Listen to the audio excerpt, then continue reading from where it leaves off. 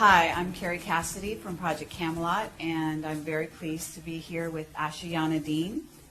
And basically, I think I'm going to let you do your own introduction as to who you are and some of your background. You know, it's interesting to hear you talk about yourself, just briefly, because we're going to be talking about the material most of the time. Mm-hmm. So, for example, I would say that you are the author of the Voyager books. Part of the appeal is for people to kind of get your personality. Right. And if you get a question that you're not quite prepared for, your personality will start to show. Well, it's showing. What do you do with that? I don't know how to describe myself. No, you can describe me. And it's very delightful, so I don't think you have anything to worry about. So, but at any rate, you want to say you've come here to teach about ascension. Yes. Would that be accurate? Yes. At this time on the planet? Yes. And I'm not a speaker one in the Melchizedek Cloister Emerald Order, and that was a commission that was given to me.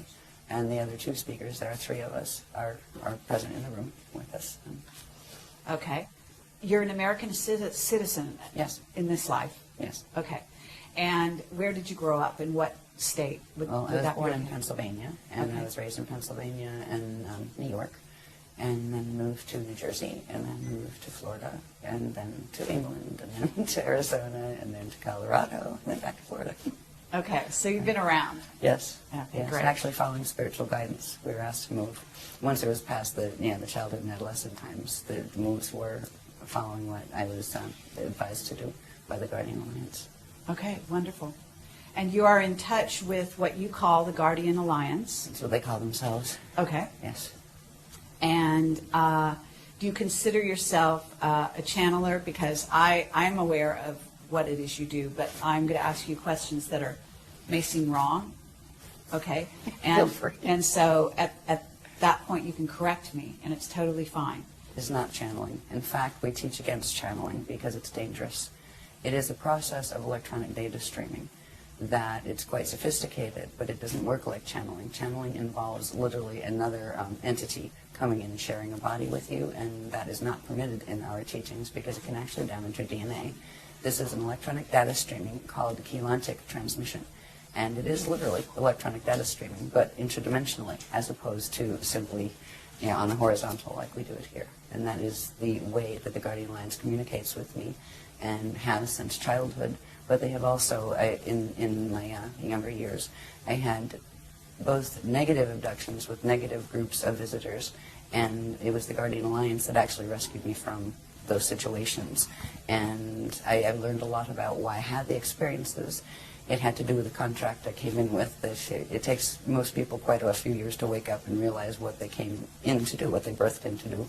And that was why I had the issues with Zetas and things like that when I was in my younger years. By the time I was 12, the Guardians had begun teaching me for the commission that I later learned what it was for Speaker 1 for the Melchizedek Cloister Emerald Order. And once that became clear, the experiences weren't frightening before they were frightening, the abduction experiences. And the ones with the Guardians weren't, though. They were very different. They didn't involve little rays, and they didn't involve spaceships. They involved literal teleportation through Merkaba vehicle and those kind of things. So it's been a colorful way to get to the point where I am here teaching the material that I'm teaching. It's been very interesting and colorful. In the first few years, I was required to speak about that a lot. That's why I don't like to speak about myself anymore. I'm honestly bored with the subject of me, right? Because the first few years that we went public with the books and everything, it was all about me and my story, and I'm tired of my story. It's out there, go read it if you want to, but this is the interesting stuff, the information we're teaching. So I totally honor the fact that you've told your story many times, and it is out there, and so I do encourage people to go out and investigate her background, to watch other audio and video presentations she's done, because they're excellent, and I have watched a few of them, and I'd love to watch more. And she's an excellent speaker, and so I do encourage you to investigate if you're watching this. So what I'd like to do from here is really get into what the agenda is of what we call the service to self, or negative-oriented ETs, visitors, what have you. And then if you could talk about that, and then if you could also talk about what the positive side, service to others, is doing, what their objective is in being in contact with us here, and so on. So that's where we want to go. Okay. Do we have to take the short road, or can we take the more interesting road? Let's take the interesting road. Okay. Because the interesting road, by the time we get to answering that question, will make a lot more sense. And the interesting road does have to do with some of the other questions. When we'd asked you that, just give us a few questions or something that you're planning to ask. You'd listed a couple things like, ascension mechanics, the human race and where it's going and this kind of thing. There is a way to explain this that we've been working for 10 years. Every workshop, this is our 84th coming up, and every one is new information. It's the next level of information. So the Guardian Alliance has been providing us with progressively growing teachings since the Voyagers books were out.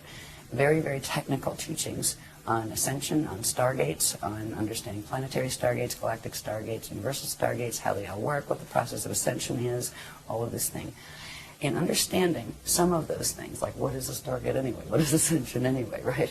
And understanding some of those, it brings us to the point of where we actually are now on the planet, which explains what is going on with the visitors. It explains what their agenda is, why they're doing what they're doing, and what we can do about it, because there is a negative and positive side to this. But the picture is much bigger than most people realize. Even people in the UFO movement and people in the New Age movement, they have pieces of the story. When I found out what this story was as it progressed, because I had my cellular memory turned on for a while, I had incarnational memory since I was very small, so it was not new to me. But when the Guardians revealed progressively the scope of this trauma, I was horrified at first, honestly. I was terrified, and moved past that to the point of realizing, wow, I mean, it is so tiny, the little dramas that we're worrying about here. This is much, much bigger. And the reason the information is important now, and for 10 years we hardly did any media at all. We didn't do interviews. We had a couple little interviews, and we turned down a lot of radio interviews and that kind of thing, because we wanted to kind of just fly under the radar and do our things. We do our workshops. People come to our workshops. We didn't heavily advertise them. The reason why we're coming out and speaking now is because the Guardian Alliance has asked us to. They are on now what is called official disclosure protocol, because of things that are occurring. 2012 is very important, and so are the periods right after it. To coin a phrase from Anderson Cooper's show, planet in peril. Yes, to put it mildly. So if I can explain some of the things that are taking place now in it's a sequence, and you're free to interrupt at any point. Okay. Right? But it will help get a little bit to the more full understanding of what are the visitors up to, what is their agenda, and where are we at with that situation. It'll also include the information you said, what about stargates and what are the status of those? It will show where that is. Right. And it's like the quickest sequence you can do, right? This has been 10 years worth of work. Now we can look back and see what this is all about and see where it's going. So if you don't mind, I will put a couple charts up. The first thing I would like to do, if we're going to talk about what is happening on the planet now, it does involve ascension, and ascension does involve stargates, but what is ascension anyway? There's a quick way to explain this, and it has to do with graphs. And I use graphs because, seriously, pictures paint 1,000 words. If it hadn't been, and all of these graphs are literally transmitted from the Guardian Alliance, and I take them down by hand, and because I don't have computer art skills, so they've all been done in black and white form, and then thanks to a team of volunteers, they put a lot of work into putting them into computer, finishing, so they're decent, most of them are. You can tell the ones that are still the ones I did on a photocopier, with a photocopier. But this particular diagram, and also I will qualify these by saying, you're going to see diagrams that are one out of, there might have been 50 diagrams in that series explaining every piece of how that worked, what it is, the structure of it, and all of this. I'm just going to show certain diagrams that will show structure, because structure is important. Science here is getting into quantum physics and all of those things, and maybe there's dark matter and all these wonderful maybes. There is a whole order of these things. Yes, there's dark matter. Yes, quantum physics are real, but they have no idea the structures that are involved. This is not a haphazard cosmos or universe. Some of these things, if you're going to understand what ascension is, You need to understand what context is happening in, and that's why the Guardians gave us the context in the first place. In the early days, they taught us about 15-dimensional physics, and that's not meaning there's only 15 dimensions. Dimensions run in sets of 15, and there are many, many, many different sets of 15-dimensional matrices that have a particular order that form galaxies, universes, cosmoses, plural. It is a multi-cosmos, not just a multiverse. Now, when you think of ascension and stargates that you ascend through, it implies there is an order of stargates within these greater structures. So I will show you this diagram Let me first. ask you where the diagrams came from. In other words, are you getting, you see you're getting this sort of a data stream electronically, and when you say that, I am assuming that you're visualizing, maybe you're getting a visualization. I just see them. Okay. Yeah. And then how do you transfer them onto the paper? How do you draw them? Really? Okay. I'm known as the whiteout queen because a lot of times they'll come down, like one diagram like this, that's all like, looks like a single thing. There'll Very be like intricate. 6 different images on it. Wow. And like 20 different layers. Okay. And I call it a pullback process where the whole big thing comes down in one data stream that it might take me like 6 hours just focus completely on one, getting it all down. And that's even without the words and labels and arrows and stuff. That's just Okay. getting the shapes and structure. Then we'll pull them out, right? Where I'll make photocopies and white out that part, and then you got that one, white out this part, then you have that one, and you might have like a series of 10 of them out of the one that came in. So it's almost like what do they call those files where they condense everything? Zip file, yeah. So it comes in like a zip Okay. file, I hear and when it opens, there's a lot of heat involved actually. You can feel the DNA activation. It comes through, the chakras activate, and there's like this heat field around me when it's coming through. Or sometimes, depending on the line, because there's different lines, different ones, different levels of the Guardian Alliance communicate, from different places, and some of the lines come in cold, like shivers, some of them come in hot. Okay. So some of them carry the images, and that's where the images are coming from. And at this point, there are thousands of them. There are thousands of intricate diagrams that Fabulous. come Okay. in this Yeah, way. that's great. All right. This one, for instance, this is part of a huge series. And this is a very simple one, as you'll see in some later ones that grows. If we can think of this, I wanted to use this as a very simple way to explain what ascension is. Ascension is about evolution. It's actually about re-evolution. The Guardians refer to it as re-evolutionary determinism. Yes, there is a predetermined framework of creation within which creation occurs, but you have free will within that framework. And you start out as part of the whole. They refer to it as the God Source consciousness field. And from that place, you can enter into material experience that is all taking place within that God Source consciousness field. There is no place outside of God. All of this takes place within the body of the consciousness of God Source. They consider the structures in which and through which matter materializes and forms and identities individuate. They consider that part of the manifest body of God Source, and they're talking about the cosmoses being the manifest body. And there is a field of just pure cognition that is beyond that. It is eternal. It is always aware. Time as we know it in linear form is just not a reality there, but it's understood as an experiential quality within the framework of materialization. So in that context of understanding a little bit about how we look at God and the concept of God, yes, there is one. It's not some big father dude on with a big white beard that's going to send you to hell if you're bad, right? There is structure involved in this. Now we went through what is called Partie creation, which takes it from the first unit of consciousness in the consciousness field of God that did something and went under certain changes. From those changes, that shape grew and literally created the spherical wheels within wheels or spheres within spheres that is the hidden structure behind all cosmic order and even galactic order, planetary order, and your own body's order and atoms' order. So this, if you think of it as just an example of a cosmos, all right, you have a center point, right, and you have a sphere. Where you see circles, they're actually spheres of energy. All right, you have one sphere, two sphere, and a third one in the center, smaller ones, and then lots of these little ones in the center. What this is showing us is consciousness comes out from the center point into this domain or this sphere. It's called the Hara body. And first it individuates into the two larger spheres, and they individuate into sets, and this all happens at the same time, right? It expands outward. These are called, when it expands outward, it's called Ikashi, expansion cycles, where consciousness is coming out from the God source consciousness field into the smaller form or structure of materialization and expands out through these cycles simultaneously, one on each side. This particular line is referred to as a vector, time space vector.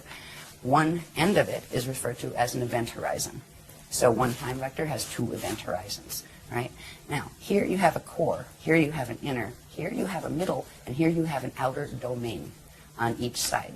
Reality fields take place within all of those. So it's not just that there are numerous reality fields. You have ones in the outer bands, you have ones in the middle, inner, and core bands. The process of coming into existence is expanding out through experiential cycles within the Akasha expansion cycle till you get to this point. When you get to this point, now you'll see in this next graph, these are actually time cycles with names. They're called yugas. And when you get to this, which is called the Kali Yuga, there are several options. And one of the options, which is the natural evolutionary process, which is ascension, that is the natural process by which eternal life beings, and most everybody started as eternal life beings, would naturally undergo. After you expand out, get through the incarnational cycles here, and you would go through what is called a Christ star turnaround, all right? Where you enter these little cycles behind. They're called the Adashi return cycles, where they're going back into source cycles. This is the process. When you expand out at this point, if you were able to make this Christ star turnaround, your atoms will actually transfigure into eternal life light atoms. And at that point, whatever form you hold there becomes an eternal form that you can materialize and dematerialize at will. You become what's called an Adashi adept. And some people call them ascended masters, but that term is terribly abused on this planet, so the Guardians do not like to use it. But the Adashi adepts are the ones who have made it through that change, and they are now what are called Mashayahana individuals, which means they are eternal life, and they can manifest, demanifest at will. When they go back through the cycles, go back into center, and they can actually rebirth as collectives, like as suns and those kind of things. It's an amazing process where a being that, say, is a small, like a human being, can actually evolve, re-evolve, to go back into the state of even being like a sun or a star. And it is an eternal process. There is no death involved in that process. That is the natural process for life forms. So when we're talking about ascension, it is about doing the natural re-evolutionary process. But that is not happening on this planet. When we get to this point of the Kali Yuga expansion, there are other things that can happen too.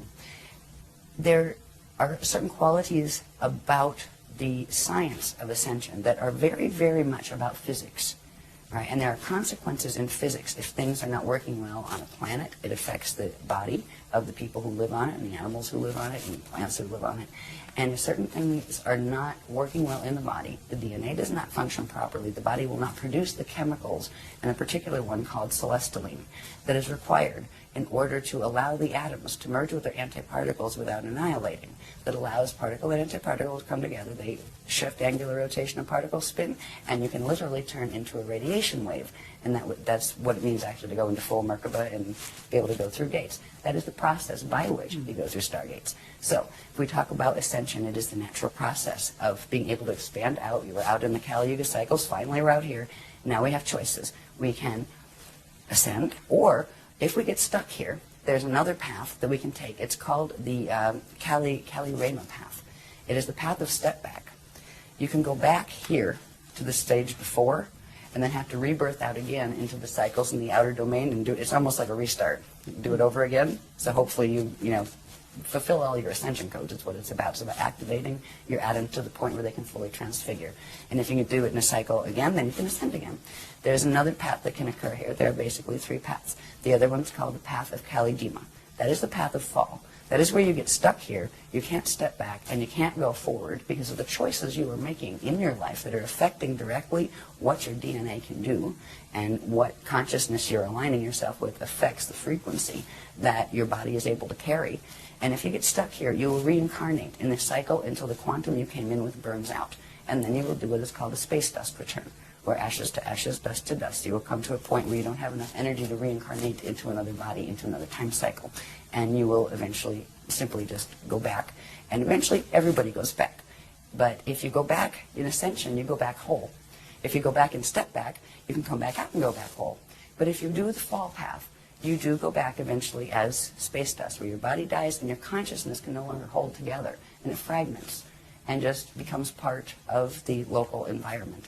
But the local environment at times goes through natural cycles that have to do with Stargate cycles and ascension cycles, where all these little time tracks pull in together and then come back out again. At that point, anything that gets stuck out here gets drawn back into the center. So this is why God's Source doesn't look at it as losing anyone in the fall path. It's the experience of you losing your connection with the universe that it's really about.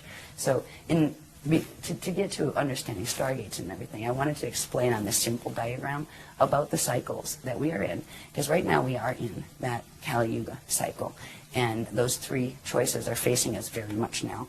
And more than they might usually, because this planet is in the middle of a drama that people here have forgotten, but they knew during the Atlantean periods. They knew 10,000 years ago what was happening here, and we have forgotten that knowledge. So anyway, let's go to the next diagram. If I spend this long on every one, we're going to be here for 6 years.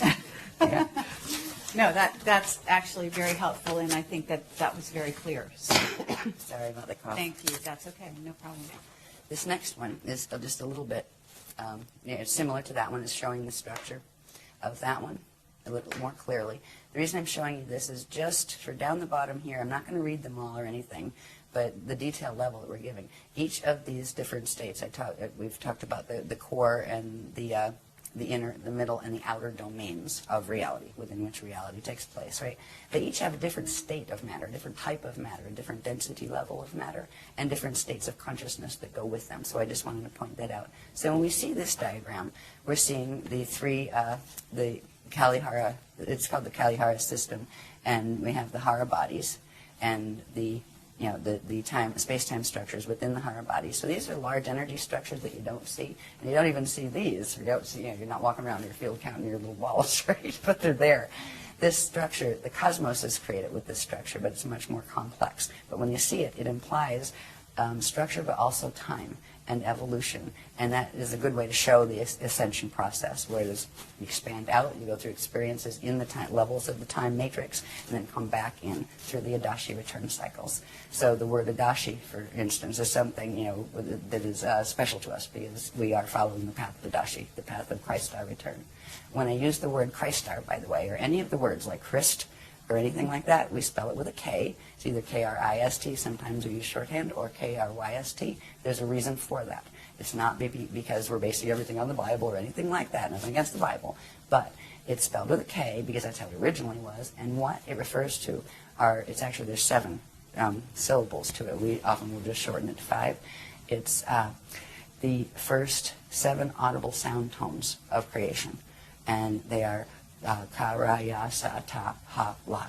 And we often just shorten it to, Karaya, Sa, Ta, Christ. Right. So that's where we use the word Christ. It has to do with the sound tones, the vibrations, the first audible sound tones when we get into first particle creation. Before all these structures occur in the cosmos, there are certain things that happen on a very, very, very nano-micro level that the first what would be audible sounds or audible vibrations, and that is why we use that word Christ. So that's where it's coming from. It's not saying, we're Christian, that's which means we're not this and we're not that and we're not the other thing. It's something that belongs to everyone, in every language. So anyway, that's just another version of showing the same structure. This is part of a much larger structure and has to do with stargates. So we'll go, because what the drama that's happening on the planet now with the visitors and all of that has to do with stargates. It has to do with ascension, but it has to do with stargates too, and who's fighting over them. So the next diagram, this is called the Illumeridana spirit body. And the reason I'm going to show you the spirit body structure, this is a diagram that has many purposes, but if you remember that last diagram, this one is a bit more detailed. It is still showing structure. This is a simplified, and each one of these pieces and flows and all of the different elements of this have been analyzed. There's like 100 graphs of this sequence. What it comes with is the structure that is referred to as the Illumeridana spirit body, which is different than your light body structure, different than your atomic bodies, but yeah, it's part of that structure. The cosmos has this too. When you see these little petal things, these are actually flows of energy. Okay, now think cosmic, right?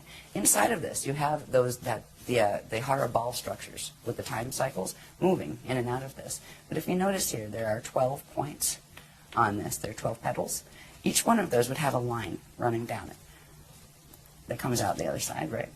Each would be a vector line. So you're not just dealing with one vector where you have two event horizons. You're dealing with sets of 6 vectors that form 12 event horizons.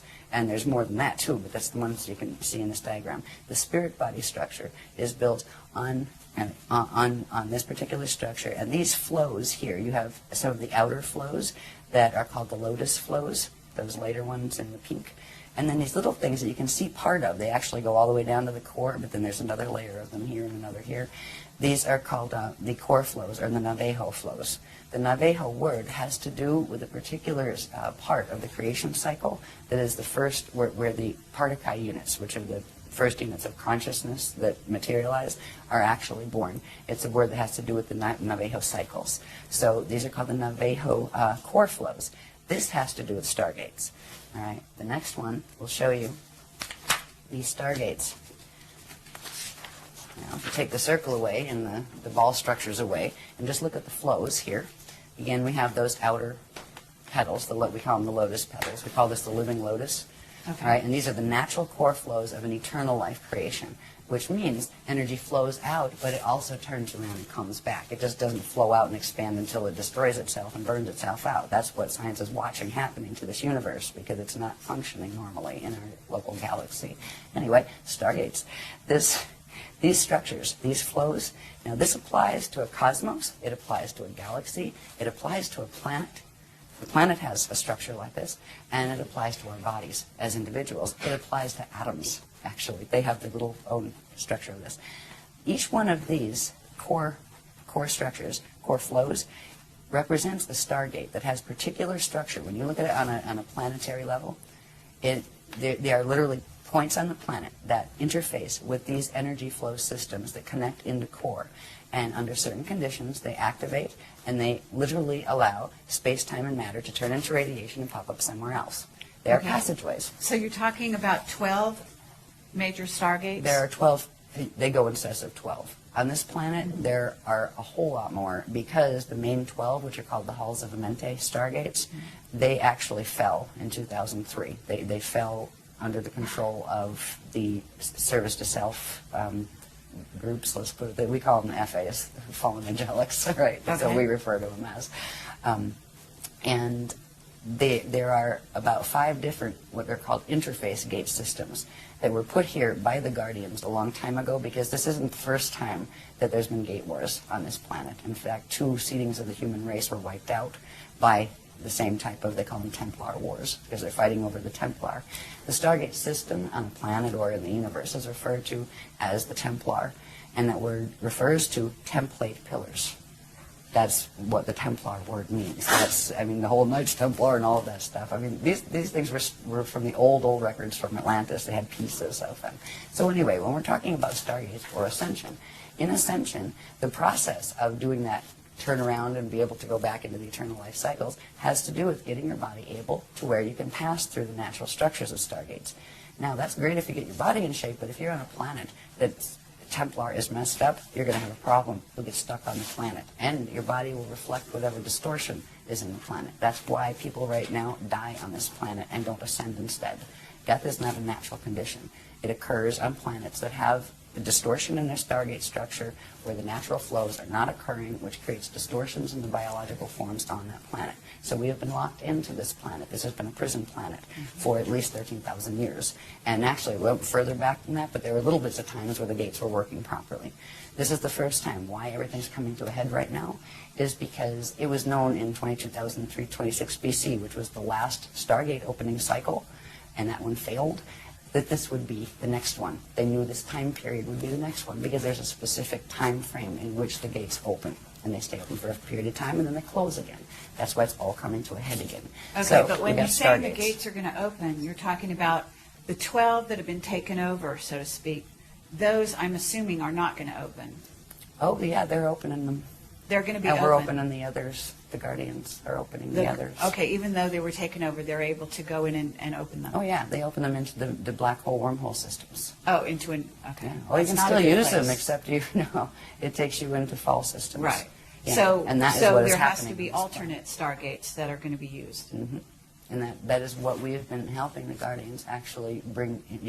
They need to be activated. They're very old, dormant systems, but they're rescue systems. Okay. And at this point, the reason why the Guardians are even speaking publicly about this information in interviews is because in, I think it was March 25th of 2007, something occurred in the solar system that just shut the program down. We are on a 200-year evac program, period.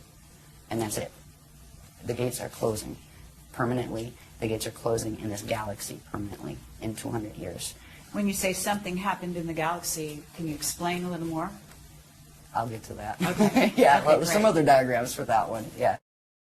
This is looking at one of those core flows, just its structure, and there's a pillar, a chamber inside of this. There's Merkaba fields that activate, which we'll deal with later if you want to see some of those pictures. But this is one of the Navajo core flow gates. Now, the other ones that aren't shown on here that look like the lotus petals, they're usually the flows that when a stellar activation cycle happens, they're usually the only ones that open because they will take you to the next density level up or even 2 densities up. They'll give you vertical ascension, but not diagonal or going back in and back out again. They're very limited actually in their capacity, but you can still ascend through them. When the planet, and the only time they open these is if they are seeding a new race on the planet or if they are evacuating a race on the planet. And these core gates are opening on the planet because this is an evacuation. We have a 200-year warning because something happened with the sun that it's not going to be, one is not going to be able to live on this planet by about 2976. And it's going to be before that, actually, but that's when it explodes from what they said. We're in a timeline, and we're stuck in a timeline. Voyager's mentioned it, that if we didn't make certain changes with the stellar activation cycle and reach a certain level, we were going to get dragged into a probability alignment in which the planet literally exploded because of the mechanics that were occurring with the Zetas and different, intruder races. And that is a probability line we got stuck in. And that's why we are on an evac order, and that's why we're speaking about it publicly. There are things we can do. It's not like, the world is ending. No. In fact, this is really good, because what could have happened in 2012 isn't going to. But there's certain ones that really want these things to happen, and I will talk about those a little bit in a little while. But this is the core gate structure. And it's very detailed. I just really put these up not to read every little thing to you, to let you know and to let the public know that they are there, and the sophistication of this material. This is why I talk about me. I'm not important. What's important is look at this material. It blows my mind. Yeah. I look and the breadth of it. I mean, it covers everything from stargates to biology to cosmic structure to pre-Partie physics. I mean, it's an amazing body of material. If this wasn't serious, they wouldn't be giving us this information. So anyway, that's the core gate structure, and they are activating the core gates. If you want to see how a core gate would sit on a planet to get an idea, this gives you an idea. That's just like a landscape painting behind it. It's actually a mural that I did on my wall in the house in Arizona we lived in. But it shows, right, here's the sky, and here's the land, and here's the subterranean levels below the land, and going down to the core. It shows how these gate flows work when they're open.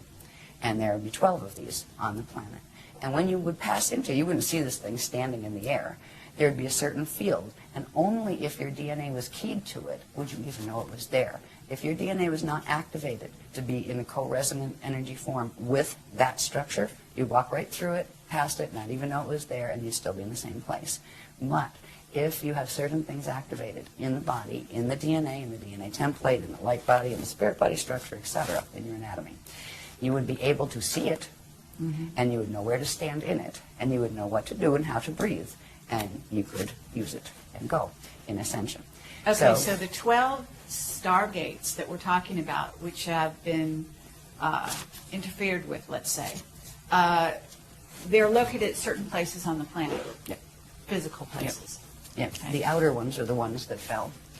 The core ones The won't core fall. ones won't fall. No, Okay, they so won't fall and in those a while. are the ones that are, you say, ancient, that are being reactivated, as you Yeah. call it. Okay, and those are also located at certain Yes. places. And on the in planet. different places. Different places. Yep. The outer ones surface at in one set of 12 places. So there will And be these a in lot another. of misdirects, I'm thinking, and there are a lot of misdirects going on the planet right now to where certain people are directing people to focus on certain areas of the planet which contain these stargates, thinking that they are, ascension stargates, when in fact they are taking them to another place. Yes. It's not so good. Exactly. Okay. Yeah, what they are being guided to fall stargates. So they're not called stargates, they're called wormholes. And wormholes Okay. lead to black hole systems that are finite life systems. And right now they are feeding on our living system and killing it, basically. And that is why the intervention is happening. That is why the Navajo core gates are being opened, because we didn't stand a chance in this one. There was planned by, let's just say, the negative ETs and visitors, that there were 5 other occasions that extinctions were launched on this planet. They were before the humans were on it. This was going to be the 6th extinction, and it was scheduled for 2012. And because of what the Guardians are doing, that is not going to happen. We're not fighting with anyone. We're standing. We're standing in the frequency as the Christ, and we were being taught Masters Templar mechanics to be able to assist them, or the ground crew, just like on the other side you have what we call the Metatronic crew that are working the Atlantean Death Star Merkaba stuff that is what runs the wormholes. There's a whole bunch of people running around thinking they're doing ascension Yes. that aren't. And that is what is heartbreaking. Yes. When I started to go public with the Guardian teachings, like, oh, great, it's going to be great, the New Age movement, and everybody, we're going to love each other. Oh, my God. I ended up like the black sheep in the New Age movement. Why? Because we exposed the teachings of Thoth. Not many of the people here. We exposed the records. Thoth broke the Emerald Covenant way back in the Atlantean period, stole one of the CDD plates, took the knowledge from it, and created the Emerald Tablets of Thoth, which had a bunch of mechanics that were the Death Star mechanics. He helped in the takeover, and he still is. Because that being is still in existence. He pops back and forth. He can travel through time in his little Death Star Merkaba. But it wasn't just Thoth. There's a whole bunch of them. So when it was pretty heartbreaking as this information, because I was thinking, oh, great, we're all going to love each other, and it's ascension time. Yeah, right. It didn't work that way because nobody wanted to hear it, and it's too bad. At least there were some people that wanted to hear it because they came to workshops. Mm-hmm. And the thing is, we asked the people that were teaching the other stuff nicely. So why don't we just have a public discussion about it? Seriously, we'll each put up half of a room cost and invite free to the public, and just let's discuss the topics, the issues. They wouldn't. But what they started to do was blackball me behind their back at the workshops, tell people to be afraid of me, tell them, oh, you'll die if you use your Merkaba that way. We had more Merkaba mechanics than they could dream about. I mean, they couldn't touch the stuff with a 10-foot pole. That's why they wouldn't even take on the challenge of, come, let's talk about it. Mm-hmm. Let's talk about the history. That you can say, well, it's this or that. But these mechanics are indisputable because they don't have the things that link them together. The Guardians showed us all of these different things, sacred geometry, how it fit, not just, oh, here it's a this. What is a that? What does it mean? How does it connect to the cosmos? They showed cosmic structure in order to show how it's supposed to work, and then they showed where the distortions they're teaching fit and what they do to pervert it. So it's been very intense since we came out with the work, and it hasn't changed. But there's a group of us that just resonate with this and go, wow. Yeah, just wow. Okay, no problem. Well, that's one of the reasons I'm here. And, I'm aware of the distortions out there. I'm aware of the attacks and so on and so forth. And, again, I have to say that people need to really go into their hearts. They need to use their heart and their intelligence to discern what resonates. And we're presenting this as what resonates, I'm going to say personally with me, but also with what I think people need to be aware of, and then they make their own decision. We've got plenty of the other side of information out there, and I think it's time that we hear from this side. And so, I really want to thank you for making this opportunity possible. I do want to say that there are a lot of people out there that are following the wrong path, and if there's a way that you can also talk about the distinctions so that they can be aware, like if you get this, you might want to question more the path you're on. In other words, certain things will come to the fore during meditation. Mm-hmm. Certain things will come to the fore even in their everyday life, where they're getting a lot of interference on certain levels and so on and so forth. that can indicate that they are being tapped into by service to self ETs. And if you have that and you wanted to sort of share that, we don't have to do it now because that would be maybe off the topic a little bit here, but later on. I think we'll probably come in that if we can move a bit with the sequence. The reason why the Guardians gave this sequence was because it's an easy way to touch a whole bunch of the bases, give a rounded picture that go right into answering the questions that you wanted answered. Okay. So if you want to go off the sequence, it's okay. But I no, think let's go with this. And also, just one other thing that you're saying, we got this information, and you're talking about yourself. Are you talking about other members of your group also getting this information? some of us do. Okay. Yeah, we all have a kind of special relationship, our own special relationship. I have the translator's contract, which means I'm the secretary, right? I take down the writing. But even like the other speakers have a rapport also with the Guardians, and a number of people in the groups have developed a rapport with them as well. In fact, we work with them to help them to do that. That's what the Guardians would like, is to start communicating where they can start teaching people directly, because we're like a little bottleneck on the information. It's only given through the workshops and that kind of thing.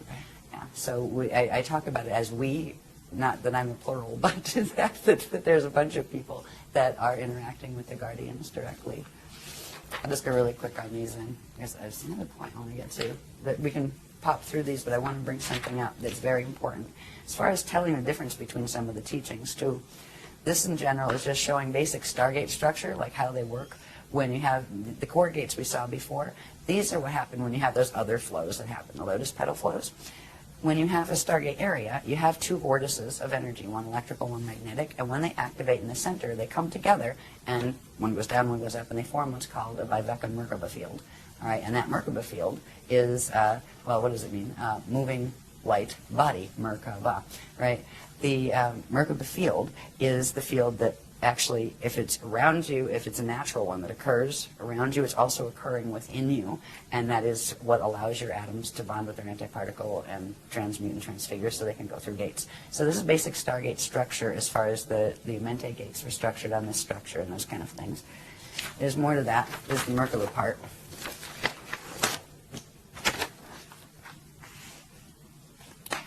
All right, there's the two vortices, right? And this is when they come together to form a Merkaba field. Now, this is a Merkaba field that's just done with vortices. These get more specific where they have fins, where they're actually like three-sided pyramids that move through each other. But I just wanted you to see the basic structure of when stargates activate. These Merkaba fields, which are vortex fields, activate within them and also within your body and around your atoms and in your atoms. This thing here is something that I would like to point out. This is called a Kathara grid. Light, sound, one, Kathara. It is literally the radiation template upon which everything in the eternal life systems are structured. It is the first creation template, and it has very, very specific proportions. Some people say, oh, that's a tree of life, but actually, if you look at it, it isn't. It's actually the tree of eternal life. When you see something that is different than this, say it has maybe 10 of these centers instead of 12, right? This has 12. Or maybe it's longer and skinnier, or it doesn't have the lines in the same way. Mm-hmm. What that is a twisted radiation creation template. And it's passed off as a tree of life. In certain teachings, it's actually the tree of artificial life. It goes with what's called the Death Star, Atlantean Merkaba mechanics, the Metatronic mechanics. This is the natural structure of what is called a Kathara grid. And in a minute you see how important this is, because literally the structure of the cosmos, of stargates, but all of those structures we saw a little bit of with the circles, the spheres, right? Wherever you see a sphere, it implies we call these the bones. You have the bones and the balls. The bones are the radiation template that is built on Kathara grid. And Kathara grid will always have these proportions. They're very specific proportions in relation to each other. And that is a living template. And with that template and the structures built upon it will be living. Our body structure, we have one that runs through our body that right now is very mutated because of the planet, and we'll see a little bit of that later. But we are moving to reactivate the natural imprint. So the Kathara grid I wanted you to see, because it will help you understand the maps. You're going to understand stargates and wonder if I ascend, where am I going? Right? Seriously, if you're going to leave, where are you going? Do you even have a clue as to what the choices are? They've shown us where these maps go. This is the beginning of understanding maps. I'll just show you this really quick, because this is showing, there's a sheet that talks about, I'm not going to talk about all the proportions right now because it's heavy detail, but this sheet explains about how this actually controls how particles interact with each other and all sorts of things, from angular rotation of particles, spin of particles in universes and that kind of thing. So this is just showing the specific proportions that is very important. So when you see something using as a sacred geometry, this structure that is not built on those proportions, it is actually representative of one of the other teachings that is teaching distorted template mechanics that have to do with wormholes and black holes. All right, so anyway, okay, please. Interesting. Yeah. The more this came out, the more horrified I was. I really was. I was like, oh my God, please, I don't want to have to talk about this, right? It was very hard. Now at this point, I have to have a sense of humor about it. Where it's, okay, so I am the pariah of the New Age movement, whatever. Somebody has got to let people know about this. That's why I still do, because it makes more sense than the other stuff that's being taught. And there's so much love in these teachings and in caring about people enough. Like, okay, so you might be mad at me because you liked that paradigm over there, and I just kind of don't mean to be a whistleblower, but if you're hurting yourself with that Merkaba, maybe you should not do that, Anyway, go back on this. I'm sorry. This is showing simply, remember that little catharagid structure, right? Well, here's one. Here's another.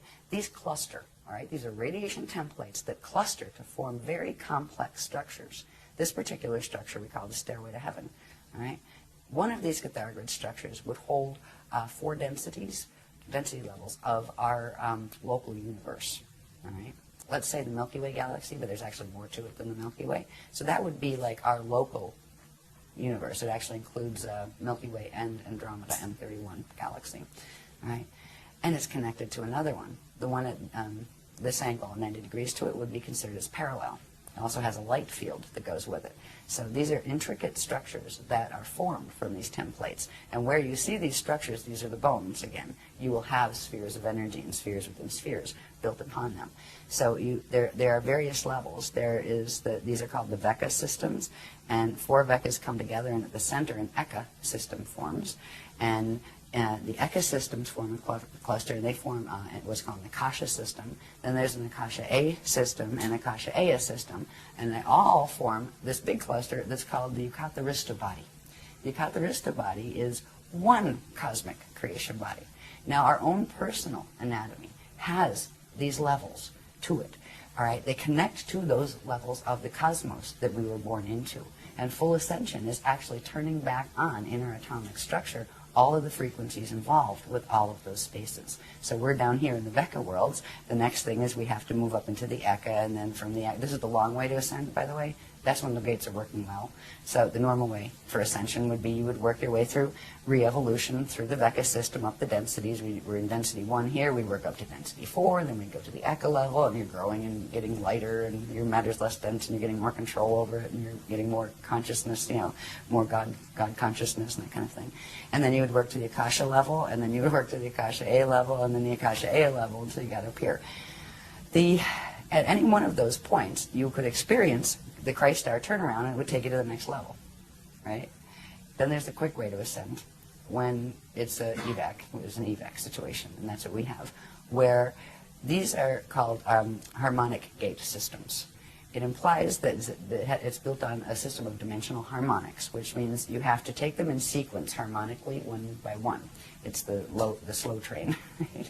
There's something called the transharmonic continuum that actually runs between them. It requires a very specialized type of Merkaba vehicle and accelerations in the light body and spirit body anatomy to be able to do it. But those core gates, which are also the Navajo gates, they're also called the spanner gates, they are able to do that. They are transharmonic, where they can actually jump the scale. So you could jump from here to here, or from here to there. So you can move. You have more liberty of where you can go in ascension when you ascend. You're able to actually, you become a time jumper, basically, instead of just a straight, ascension the hard way. You go boing, boing, boing, boing, that kind of thing. So that is the system we're working on, because at this point, all of the natural structures of the outer gates have been damaged. The Amenti gates are damaged. We are stuck down here.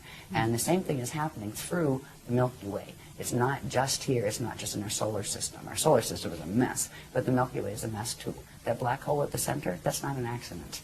That was done on purpose. That was done 360 billion years ago. Milky Way actually used to be a part of the Andromeda Galaxy. And it was literally forced into what is called fall. And now there's many light years between them, at least a couple. I forget how many light years were between them, 2 million light years, something like that. But they were once one. That is actually our home galaxy, the Andromeda M31. But right now we're in the Milky Way, which is a fallen phantom part of it. And there's still, it wasn't a full fall system until recently, when certain changes occurred that mean the quantum of energy going into the negative fall path is larger than the one pulling back the other way. And at that point, it's a galactic evac where they're pulling out the ones who can still go. The consciousness that can still follow the ascension path is being evacuated out because the gates will close. Once they close and the system falls, that system won't immediately blow up or anything. It will have a finite lifespan. It no longer has the direct currents coming in, the inflow of currents coming in from the larger structure of space-time and source. So it becomes a finite system that feeds on itself until it eats up its own quantum, and then it implodes and goes back as space dust. So we are at a crossroads, a huge crossroads right now. We are on a planet that is going in the fall direction, but this planet's actually going to take that path I mentioned, the step-back path, but that requires losing its body, and it's going to do that. Not while we're on it, but that is what we're headed for. But right now we have 200 years before these gates close in the Milky Way galaxy, and that includes here. So this is why they're giving the advanced ascension teachings now. And that's why crazy people like me come out and talk about